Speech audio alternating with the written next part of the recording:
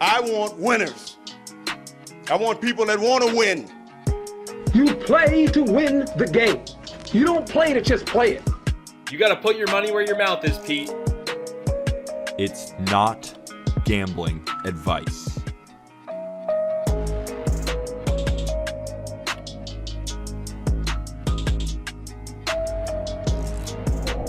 Thursday, April 21st. Welcome to Not Gambling Advice. That's Colby Olson. I'm Peter Apple. And today on the episode, we are talking about the MLB MVP, Cy Young, and Rookie of the Year awards. We're giving an update because earlier in the season, actually before the season even started, we gave you our MVP picks, all of the award picks for this upcoming season. So now we want to reevaluate, check out the current lines, and give you guys an update on how certain rookies especially have been performing. And we've seen a lot of mix-ups in the MVP and Cy Young races as well. Colby Olson, what's going on, brother? What's going on, dude? We have a lot to talk about. I mean, you might be thinking, wow, you guys literally just recorded 3 weeks ago this same episode, right? We gave our picks, and you must be thinking 3 weeks of the season, what's really changed? I got to say, a lot has changed. A lot more has changed than I thought would have changed right now. The Cy Young picture looks bleak with Garrett Cole struggling right now. The NL Cy Young we always thought was going to be up in the air. Seiya Suzuki, Peter. We need to really go into Seiya Suzuki because I think it's almost quiet how insanely good he's been this year. Do you find that? Do you think that? I think slightly. I think people are still waiting to figure out if he's real or not, but I think you and I are both in agreement that he is. And another reason for doing this episode is I've gotten a lot of DMs, and I'm sure you have too. What should I do? How should I be betting Seiya Suzuki? What should I be doing with O'Neal Cruz? When's he coming up yet? A lot of stuff on Rookie of the Year. And also I've gotten so many DMs about Vladimir Guerrero Jr. possibly winning this MVP. So that's what spawned this idea. So we want to update you guys on the current odds and give you a little bit of analysis in there. So Colby, let's start with the American League MVP, and let's start with Vladimir Guerrero Jr. And I'll give a little summary before we go into each league and each award on how the awards have changed since opening day. So on April 3rd, basically right before the season starts, Ohtani was the favorite, Mike Trout was second, and Vladimir Guerrero Jr. was third. But then Vladdy had a big 3 home run day. Also, Buxton took the league by storm. So Buxton's line moved from plus 3,500 to plus 1,200. But now, as currently constructed, Vladdy is your American League favorite right now to win MVP, followed by Shohei Ohtani at plus 350. Vladdy's at plus 325. Trout's at plus 700. Buxton is fourth in odds right now at plus 1,500, even though he is still currently dealing with an injury, but he'll be back in a couple of days. Then Jose Ramirez and Luis Robert, Rafael Devers, Wander Franco, and Aaron Judge round out the next. So Colby, my pick was Aaron Judge, and currently Aaron Judge's value has gone to plus 3,000. I originally got him at plus 1,800. I understand why the value has dropped for a little bit. Aaron Judge is not off to a great start, but he's also off to a pretty good start. I'm a little bit worried about that bet as currently constructed right now. How are you feeling about Aaron Judge to win MVP? It's early. I am not going to overreact to anything just yet. Right now, I think his odds are fine, and I think plus 3,000 is pretty good value for him. There's definitely guys that have performed better than him in the 2-3 weeks that we've been playing this season. But yeah, it's exactly that, Peter. He's been absolutely as advertised. It's Aaron Judge. He's always going to be above average. It's just that some guys right now, Peter, have like 300 WRC pluses. Like, it's not impossible. Yeah, it's slightly challenging. Who was your pick again? Let me know how the odds have changed. Okay, so I had Shohei. So his odds are pretty similar. My value pick, I had picked Jose Ramirez, who has got off to a really solid start. He just hit a grand slam today as we're recording this against the White Sox. The Guardians are killing the White Sox right now, 8-0. Dallas Keuchel stinks. But yeah, Jose Ramirez is off to a tear, man. He has like a 250, 275 WRC plus, ton of home runs, playing great defense as always. I really like that pick. If Vladdy gets hurt, if a Shohei he's not shown up yet, Peter. No, he has not shown up yet. He's hitting 216 right now, 31% K rate. He's only walking 5% of the time. I don't know if he's just a little trigger happy right now. I don't think he's settled in just yet to this season. But again, it's 12 games. It's 54 plate appearances. in another 54 plate appearances, he might hit 7 home runs, hit 400, and we might go, okay, Shohei Ohtani was always the MVP. It was always Shohei Ohtani.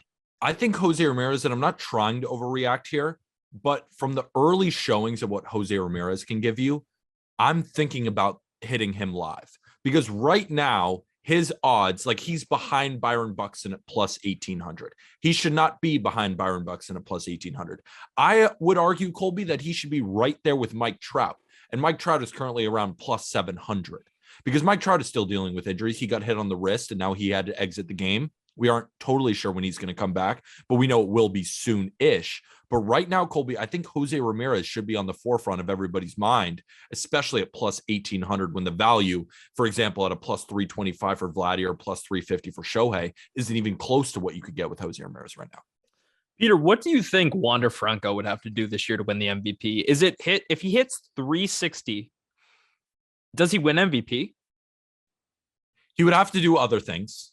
But if he hit 360, yeah, he probably does win MVP. But is he going to hit 360? Probably He's not. hitting 404 right now. He's putting everything in play. I think 360 is actually within reach. And that's crazy to say, but I think it really is. What do you view Wander Franco as moving forward? Like, what do you are you looking at Wander Franco as a guy who's going to hit 340 year over year? Yeah, I mean, Trey Turner, we look at as a guy that's going to hit 320 to 330. Wander Franco's batted ball profile in terms of he strikes out the lowest in the league. He's striking out 8% of the time right now. He's walking 2% of the time. So that means basically every time Wander Franco, 10% of the time or 90% of the time, he's putting the ball in play. And he has the ability to put a lot of line drives into play and a lot of just contact that drops for hits. The amount of multi-hit games this guy has is unreal. And like I said in our last episode, Peter, I think this is a guy that could really challenge a hit streak, record here. He could go for 40 straight games getting a hit. So yeah, I think 340 is year over year really possible with this guy. We haven't seen somebody with this talent since Tony Gwynn. It's unbelievable. But the thing is, Vegas agrees with you. Plus 2,500. I mean, right now, he is in front of Aaron Judge, in front of Yordan Alvarez, in front of Bo Bichette, Corey Seager, Kyle Tucker. The way he's priced right now is exactly the way you're describing it. But the way you're describing it is still like a very, lengthy outcome. It would be hard for him to do something like that. So my thinking is I'm going to stay away from the Wander Franco. Honestly, for the AL MVP, the way the odds have changed, the only play that I'm looking at seriously is Jose Ramirez. And I still do like Aaron Judge again at 3,000. If you're going to give me better odds, I still think that he has a great shot of winning it. Man, Wander Franco, 50% hard hit rate right now. A lot of it's in the ground, 2-degree launch angle average right now. But that 50% hard hit rate just has me fired up for Wander Franco. So yeah, I kind of like that as a live bet right now. I think I'm in on the Wander Franco train, especially if the Rays go on to win the AL East. I think he's going to be he's going to be the reason, really. He's their best player right now at 21 years old. It's kind of amazing. So now we move on to NL MVP, shall we? NL MVP. So the odds opened at Juan Soto being miles ahead of Ronald Acuna Jr. But Juan Soto was the favorite at plus 320. But it dropped slightly because he slashed around 250 in his first 4 games. And then it went right back up to plus 300 again. So Juan Soto is still currently your favorite. It's funny, Ronald Acuna Jr.'s odds have not really wavered. He's still at plus 800. He is still the second favorite to win this award. And Bryce Harper, Mookie Betts, Freddie Freeman, Nolan Arenado's odds have jumped. And also the biggest jump out of any player, that's Cubs rookie Seiya Suzuki. His odds went from plus 6,500 for NL MVP to plus 3,500, and he is now a top 15 favorite. So when we go through, Colby, because my pick for NL MVP was Bryce Harper at plus 900, and Bryce Harper's odds have not actually changed. How has the NL MVP race unfolded in your mind in terms of a betting? I had Juan Soto as one of my picks, and I'm still confident with that. He's definitely the best hitter in this league. But I had Francisco Lindor as my value pick at plus 2,800, Peter. He's now moved to plus 1,800, and he's playing like his MVP self. He just had a walk-off double yesterday, if I'm correct. And he's playing like the $330 million man that he was hyped up to be. And I'm very happy about that. And I'm very happy about this bet. So Seiya Suzuki, man, he leads the league in barrel rate. He leads the league in expected WOBA.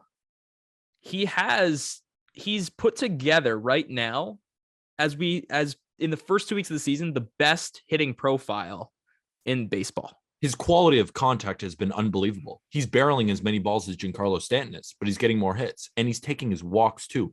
Disciplined hitter with power. This guy's the real deal, Colby. And I'm just happy I've been on the bandwagon now since November when I made that first TikTok and then wrote the article. Like, I'm just so excited to see him really blossom.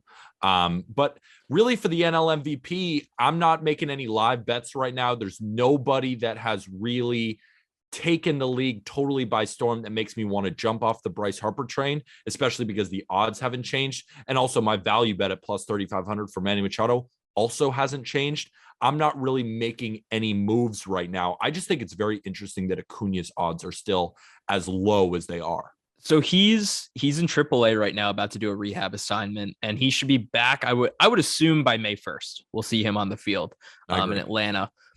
Manny Machado, I'm actually surprised his odds have not moved up because he's raking, he's stealing bases, he's playing incredible defense, and the Padres look amazing even without Fernando Tatis.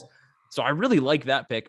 The other guy that I would dabble in, it's Christian Yelich right now. He's leading the league in hard hit rate, and he looks back close to what he was in his MVP season. The only problem is that he hits everything on the ground these days. Yeah. If he upped that launch angle just a little bit and put a little bit more of that hard contact in the air, we could see 40 home runs from Yelich again. I'm not ready to say that will happen, though.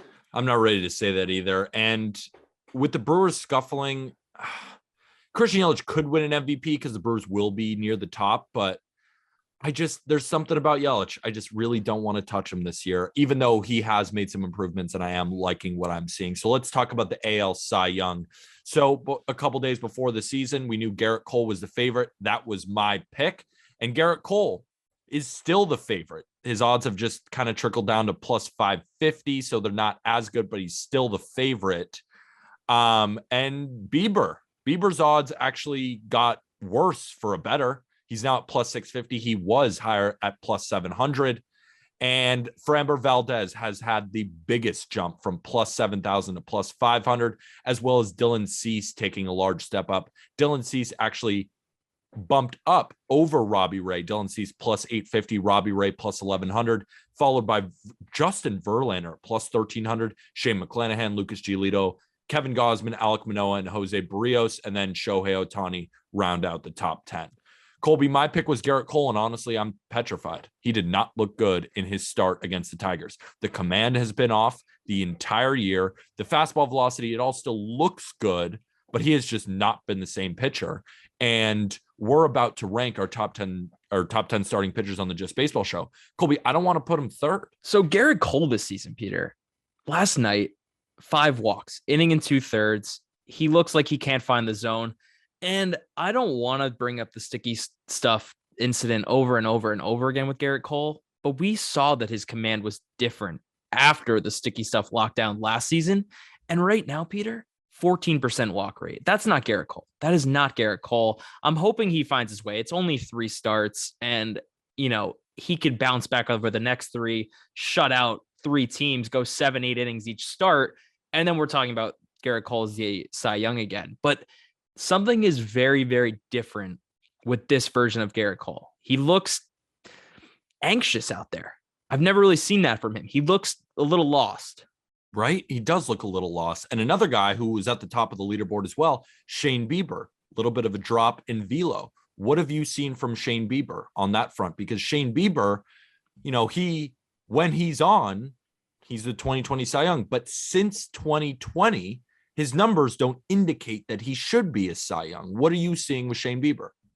So Shane Bieber right now is succeeding without the velocity, which we didn't see at the end of last year. He's averaging today, as we record this, he's pitching against the White Sox. He's averaging 90 miles an hour in his fastball, Peter. This is a guy that averaged 93 miles an hour, was getting a ton of whiffs on his fastball. And he still is getting whiffs on his fastball. Surprisingly is at 90 miles an hour because he just does have that good of a fastball profile. And the secondaries are that good. The slider is filthy. The knuckle curve is filthy. We know that. So I'm not sure. I think Shane Bieber might have figured out a way with his improved command, with throwing his secondaries more and focusing less on his four-seam fastball. He's found a way to succeed at a lower velocity. And I actually am pretty confident that if Garrett Cole is struggling as bad as he is, he looks really good as a Cy Young winner. But Peter, I want to throw it back to you because Dylan Cease has looked incredible as well. And this is a guy that you were super hyped up on coming into the year. And it wasn't a question about whether Dylan Cease would have the stuff, but rather if he would have the command and the pitch ability to take his game to the next level. And so far, in my opinion, he has. But I want to hear you expand on what you've seen from Dylan Cease.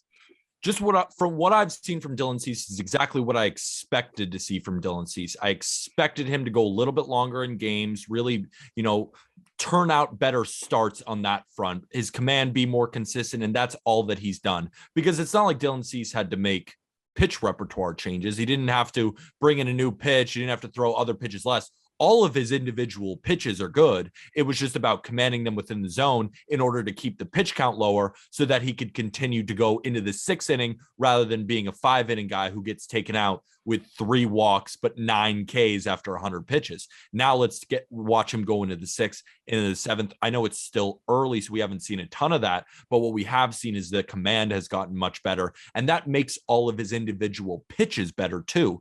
Dylan Cease is one of the best pitchers in the American League, but currently at his odds, I'm just backing off slightly because I just don't like this AL Cy Young race at all. I don't like to bet it. My personal pick was Garrett Cole. He had the worst odds out of everyone, and he's not showing that he's anything close to American League Cy Young. So right now, I love what I'm seeing from Dylan Cease, but at the price tag, plus 850, no, I don't want to do that either. So I just don't want to bet on this American League Cy Young race.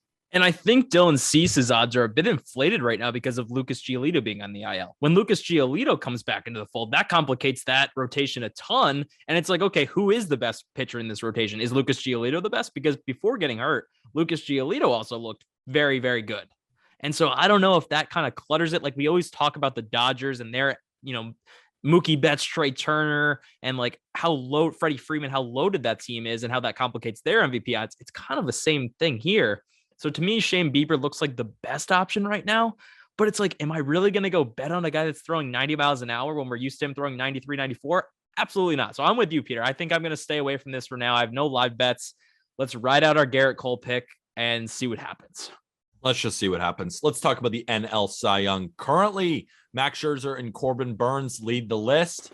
Woodruff's odds have faded a little bit, but Carlos Rodon's have improved a lot. Carlos Rodon is now currently in the top 5 of Cy Young, and his teammate Logan Webb has actually dropped a little bit.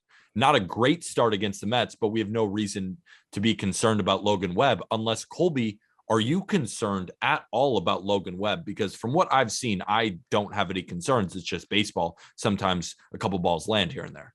Exactly. So Logan Webb, if you want to pick any holes in him thus far, is not getting the whiffs he was last year, but it's 3 starts. I'm not going to, he's a ground ball pitcher. It's early in the year. It's cold. I think batters might be swinging a little bit more at this point in the season too, because they're not ready yet. We had a shortened spring training.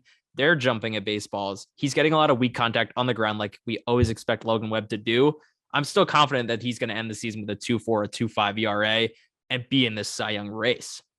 Yeah, and my pick for the National League Cy Young was Walker Buehler at plus 900, and his odds have trickled down slightly to plus 850. He's not a guy I'm going to put anything more on. The only guy that I really want to take a very strong look at is Carlos Rodon, because I know Carlos Rodon's odds have skyrocketed, but for good reason. Carlos Rodon, when he's on Colby, is personally a top 15 pitcher for me.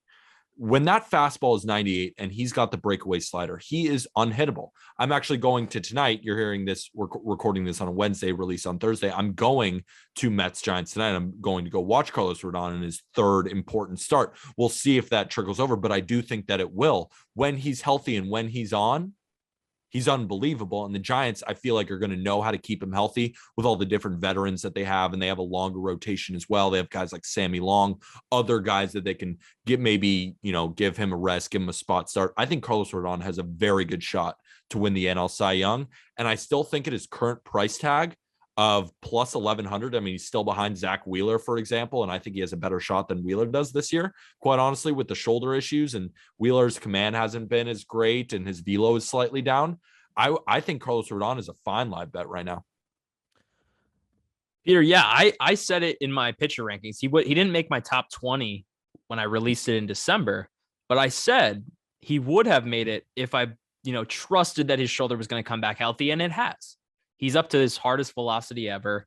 And the thing with Carlos Rodon, the only thing that would hold him back from being right there in the Cy Young Award race is, can he last with that velocity? Can he make it to August, September, the dog days of summer when everybody's tired? Everybody just wants to make it to the playoffs. Can he last in those months? Because that's what we saw last year when he kind of fell apart at the end of last year. Peter, the guy I'm going to live bet is a guy I probably should have bet here in the first place, right? I took Julio Urias plus 3,500, plus 2,500, whatever it was, pretty long odds. He's been okay. He's only made 2 starts. One of them was pretty short, only 2 innings. So I'm not ready to, throw that one out the window. Webb has looked solid. I am ready to bet Corbin Burns at plus 750. I'm really ready, Peter. He looks exactly like he did last year. And he had a rough, opening day start. It was freezing in Chicago. Not worried. He got roughed a little bit. But since then, he has been on a tear. 2 starts, 7 innings, 10 Ks against Pittsburgh, 8 Ks against Baltimore. I don't care that they're the worst teams in baseball. He looks himself. He's not walking guys. I think you got to take him. With DeGrom being hurt and Max Scherzer still looking good, but I'm taking Burns over Scherzer. So here's my deep value bet. I agree with you. I think Burns looks exactly as advertised. I don't care the competition that he's been facing, because it really doesn't matter the competition that Corbin Burns faces. He's going to dice through every lineup, and the only person that can beat Corbin Burns is Corbin Burns himself. If his stuff is not on that day, he might have a bad start, but if his stuff is on, he can dice through any lineup in baseball. The pick I'm looking at, and you mentioned it yourself, that you were like, oh, did we get Julio Urias at 2,500? What did we get? We got him at 2,500, and now he's at 3,500 due to those starts. Like, I'm jumping back on again. Plus 3,500 is not like, that's unfair for a guy like Julio Urias. For example, like Chris Bassett is at plus 3,000. Tyler McGill is at plus 3,500. Sandy Alcantara is at plus 3,000. Aaron Nola is at plus 3,000. You're telling me those are better options than Julio Urias right now? No, they are not. I will be going with Julio Urias again at plus 3,500. Going to sprinkle again. I do still think he has a shot to win this. Absolutely. He looked great in his last start. Went 5 innings shutout, 5 Ks, looked great. Chris Bassett has looked really good, but I don't think he's going to win a Cy Young.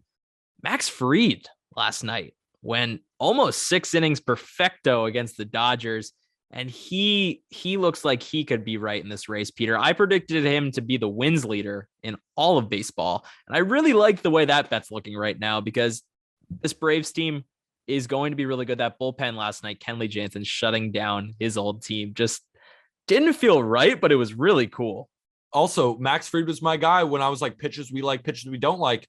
And I was getting DMs like, is Max Fried okay? Yeah, it's still Max Fried, people. He's totally fine. He's going to pitch. He's updated his pitch mix too, Peter. He's throwing less fastballs. He's throwing more sinkers.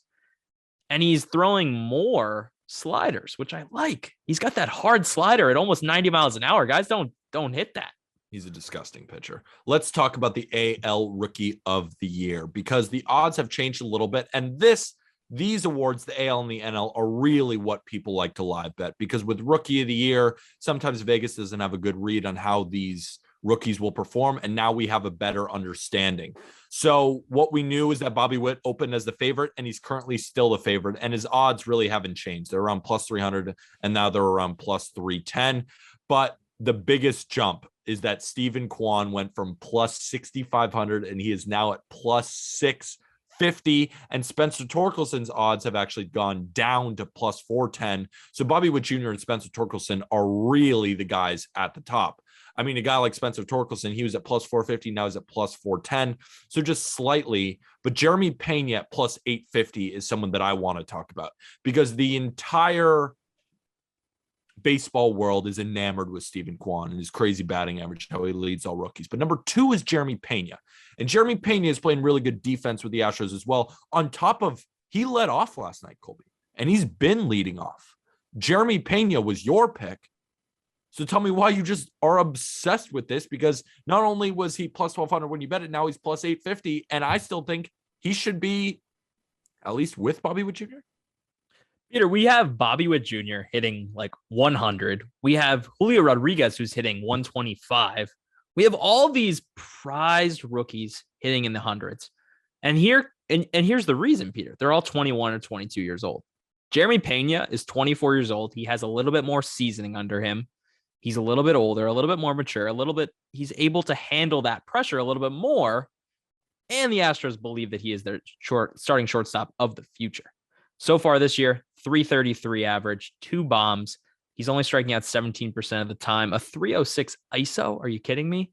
He's 16th in barrel rate, which is, if you don't know what barrel rate is, it takes exit velocity, but it takes exit velocity between a certain launch angle, meaning it values line drives.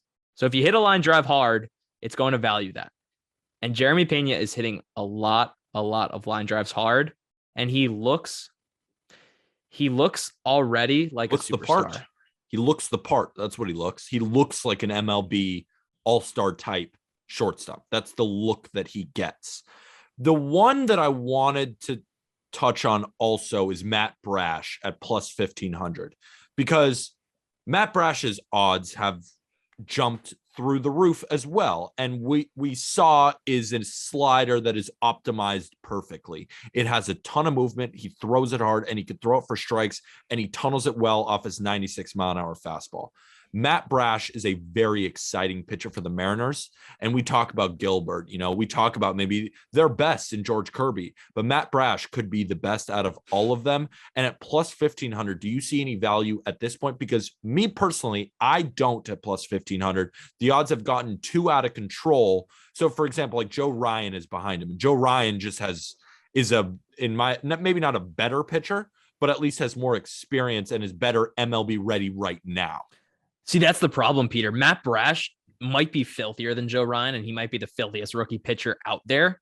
But is Matt Brash going to go 160, 170 innings? I don't think the Mariners are going to let him go that far. I think he's going to get to 100, 120 innings, and then they're going to kind of let the leash back again. And if they're in the playoff mix, they're going to need him for the playoffs. So I think at the end of the season, we're going to see Matt Brash on a short leash.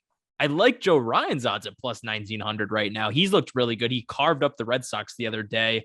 Doesn't walk a lot of guys. Gets surprisingly a ton of whiffs with a 93-mile-an-hour fastball. His slider looks a lot better. He looks like a guy to me that can throw 180 innings and can. You got to get to 180 innings to beat out these sluggers, man. Agreed. So I think our side right now, like I still think Jeremy Pena plus 850 is fine value. I grabbed him at plus 1,200 preseason, and those odds haven't really shrunk too much. I agree, Peter. I think Jeremy Pena is a really solid bet at plus 8. What did you say? Plus 850? Plus 850. Bobby Witt Jr. will turn it around. I'm just not sure if it will be in time to catch Jeremy Pena the way the tear he's on. I do want to bring up Julio Rodriguez quickly too, because his approach has been terrible thus far. He has 5 hits, but he does have a 60% hard hit rate. The problem is it's in the ground. He's putting everything on the ground, which is a sign of a guy that is overmatched at the plate and is just trying to make contact with anything. When he does make contact with it, it goes a long way. So I think give Julio Rodriguez another 50, another 100 plate appearances, and he's going to show why he's a star. But again, is that going to be too late to catch up to Jeremy Pena? Also, maybe. I have to admit something to you.